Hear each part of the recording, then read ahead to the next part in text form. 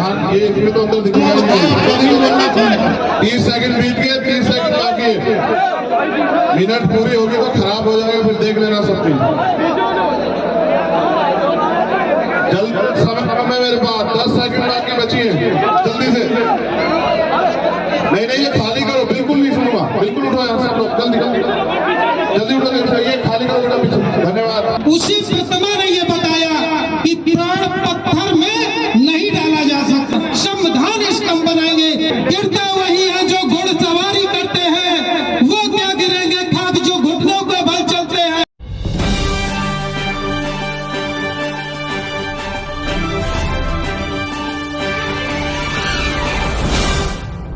हो जाएगा, इनके दिमाग में कुछ समझ में नहीं आएगा। इसलिए मैं कह रहा हूं कि आज ये सारी चीजें अपने दिमाग में तो उतार लीजिए और दिमाग में रख लीजिए। ये एक दो मिनट करके कभी कभी निकाल करके अपने सामने रखिएगा, ताकि आपके आने वाली पीढ़ियों के साथ धोखा ना हो सके। इसलिए ऐसे कार्यक्रम को याद रखिएगा सब साथियों, इन बातों को अपने साथ रखिएगा। देखिए, लहरों से बहकर नौका पार नहीं होती और कोशिश करने वालों की कभी हार नहीं होती सम्मानित साथियों।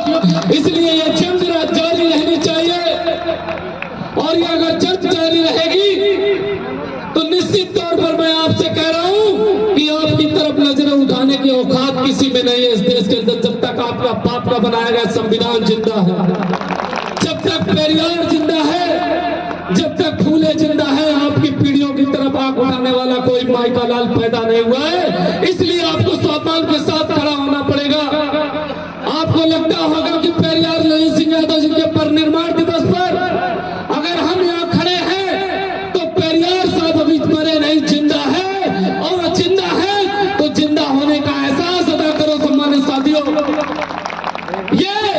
ये पीरों की धरती है, और इस धरती पर पेरियार साहब का झंडा और डंडा दोनों मजबूत है। तो आप लोग कितने ऐसे साथी हैं जो ये झंडा अपने घर में भी लगाओगे? बताओ, ये झंडा और डंडा अपने घर में भी मजबूत रखो कि आपकी नस्लों की तरफ कोई नजर उठा के नहीं देख पाएगा।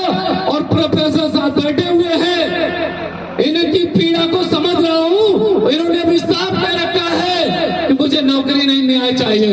अगर बात न्याय की आएगी तो इस देश में वो तूफान खड़ा कर देंगे, दिल्ली क्या पूरे देश को बंद कर देंगे अगर जरूरत पड़ेगी सम्मानित साथियों। इसी के साथ मैं अपनी बात को समाप्त करता हूं, क्योंकि और भी लोग बैठे हैं। बस मेरे साथ में आप लोग दोनों हाथ ऊपर करके, थोड़ा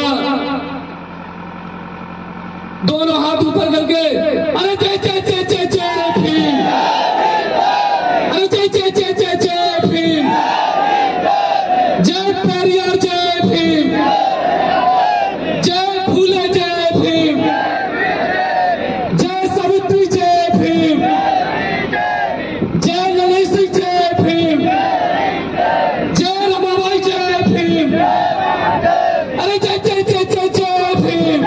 हम सूखे पड़े थे, बिखरे हुए किसी बागवान में सूखे पत्तों की तरह। जो भी आया हमको समेटा, जलाया और तापा और चल दिया। हम सब सूखे पत्तों की तरह गांव में पड़े हुए हैं। नेतागण आते हैं, बहुत अच्छी अच्छी बात करते हैं, हमें इकट्ठा करते हैं, फिर जलाते हैं और आग तापते हैं, इसके बाद चले जाते हैं। इससे सावधान रहना पड़ेगा। और साथियों जो मेरी अभी तक की जो डिस्कस है, मैं पेशे से इंजीनियर हूँ, SPTI का 19 में पास आउट हूँ मैं। स्टेट गवर्नमेंट को मैंने कब का अलविदा कह दिया, 16 साल पहले करीब। मैं जो समझ पाया हूँ, जो हमारी आपकी दशा का मुख्य कारण है, हमारे आपके पास पूरी जागरूकता। अगर जागरूकता नहीं होती तो आज हम बैठे नहीं होते। लेकिन हो क्या रहा है हमारे साथ? जो भी आप चाहते हैं सरकार से, वो सरकार ही दे सकती है। अब हम सरकार पाने के लिए हमें एक राजनीतिक पार्टी बनानी पड़ती है। हम सब जो राजनीतिक पार्टी बनती है उससे जुड़ते हैं। जब राजनीतिक पार्टी आगे चल पड़ती है तो उसमें समाज के सारे लोगों को प्रतिनिधित्व नहीं मिलता। उसका राष्ट्रीय अध्यक्ष जीवन भर एक व्यक्ति बना रहता है। वो कहता है हमेशा ठीक है, इसके बाद आगे चलिए, और जब वो खत्म होता है तो उसका उसका बेटा आ जाता है। जितने तक अभी तक जितने भी राजनीतिक दल बने हैं उनमें से ज्यादातर परिवारवादी हो गए। जब ऐसा होगा तो हमारे बीच का युवा नेता कैसे निकलेगा? जो कार्यकर्ता यहाँ बैनर लगा रहा है वो राष्ट्रीय अध्यक्ष कब बनेगा? उसके समाज की बात मंच तक कब पहुंचेगी? लिहाजा इस पर आपको सावधान रहना पड़ेगा और एक राजनीतिक दल को आपको बनाना ही पड़ेगा। चलिए हम सब लोग जागरूक कर रहे हैं, हम जागरूक हो गए तो जाएंगे कहां? क्या आप एक व्यक्ति को आगे करके सत्ता सरकार चला सकते हैं? ऐसा नहीं हो सकता। अब हमेशा हम बढ़ेंगे। आप राष्ट्रीय पार्टी बना चुके हैं, बहुजन समाजवादी पार्टी राष्ट्रीय पार्टी रह चुकी है, लेकिन दशा क्या है? एक विधायक पूरे प्रदेश में है आज की तारीख। लिहाजा मैं आप सबसे, समस्त बुद्धिमान जनों से यह अपील करता हूं, ऐसी पार्टी की भूमिका रखिए जिसमें राष्ट्रीय अध्यक्ष हर तीसरे साल बदल दिया जाए और उसमें हर समाज के लोगों को रहने का मौका दिया जाए। ऐसा नहीं होना चाहिए कि जिसने पार्टी बनाई तो उसी के लड़के बच्चे चलते रहेंगे। ऐसा हो रहा है, इसीलिए यह आंदोलन बार बार दिशा भटक रहा है। यह आंदोलन दिशा न भटके, इसलिए जरूरत है कि एक पहले राजनीतिक दल बनाइए। बिना राजनीतिक दल बनाए आप सत्ता परिवर्तन नहीं कर सकते।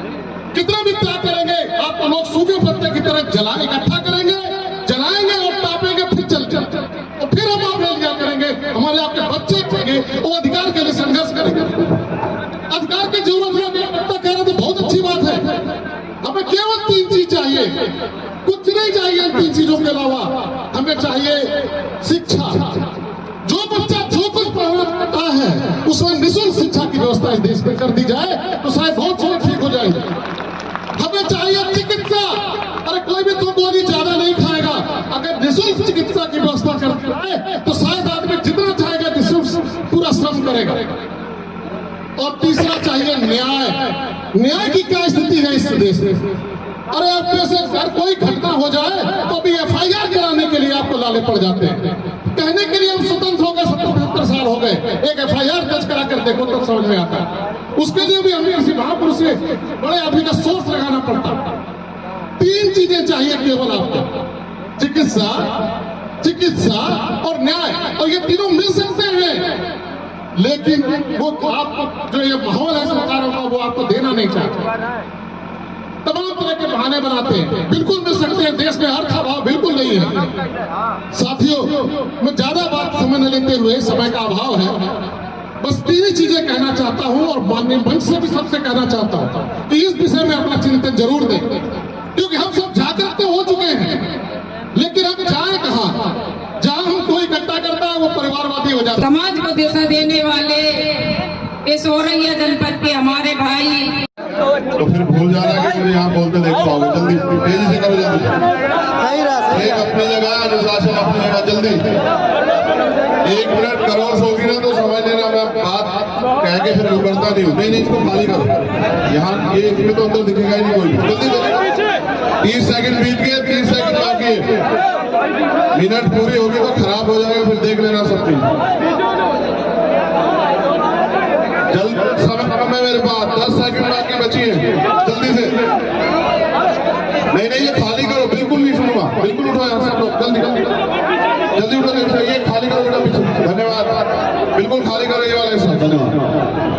मैं बहुत खुश हूँ साथियों, 140 सांसदों को सस्पेंड करके विधानसभा के भीतर चीफ जस्टिस ऑफ इंडिया को, जिसके सब लोग न्याय मानने जाते हैं, उनको इलेक्शन कमीशन की कमेटी से बाहर किया गया।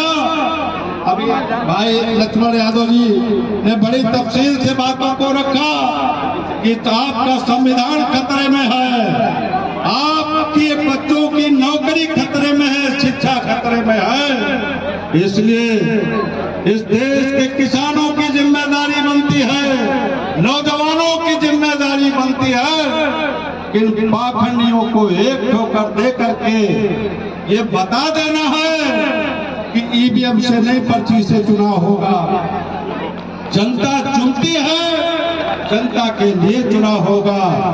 तमाम साथी है, इसलिए मैं अपनी वाणी को विराम देता हूँ। की मूर्तियां स्थापित करने का लक्ष्य रखा है और ग्राम कठारा में भगवान बुद्ध की प्रतिमा स्थापित की। इनके लिए बहुत बहुत बधाई है। से निवेदन है आकर के कृपया संविधान स्तंभ के विषय में बताएं जो आधारशिला रखी थी ब्रजेंद्र यादव जी ने। सभी महापुरुषों को नमन करते हुए अपना समय कम लेते हुए संबोधन में आज माननीय आदरणीय भीम चीफ हमारे चंद्रशेखर आजाद जी, नीरज जी और अध्यक्ष जी उपस्थित सभी मंच पर हमारे नेतागण और हमारे पितातुल बुजुर्ग माताओं बहनों, ये आज जो यहाँ कारवा दिख रहा है इसकी नींव डालने वाला मैं ही था। सर्वप्रथम 2014 में 1914 में मैंने जयंती 10 लोगों के लेकर के यहाँ जयंती पेरियाल नई सिंह यादव की मनाई थी। आज बड़े स्तर पर राष्ट्रीय नेता हमारे माननीय चंद्रशेखर जी भी आ गए और आज जो पेरियार साहब का ये राम मंदिर, मैं इतना कहना चाहता हूँ कि मैं बुद्ध की प्रतिमा जो लगा रहा हूँ तो ये अपनी प्रतिमा में प्राण डाल देते हैं और हमारी जो प्रतिमा लग रही है, मैं प्रतिमा 563 लगा रहा हूँ, उसी प्रतिमा ने ये बताया कि प्राण पत्थर में नहीं डाला जा सकता, इसलिए मैं प्रतिमा लगा रहा हूँ, जगह जगह बहुजन लोगों को जगाने का काम कर रहा हूँ। और यहाँ पर पेरियार साहब का ये राम मंदिर बना रहे हैं और हमारी कमेटी यहाँ पर जो पूरी क्षेत्र की या बहुजन सभी साथियों को साथ में मिलकर इन्होंने राम मंदिर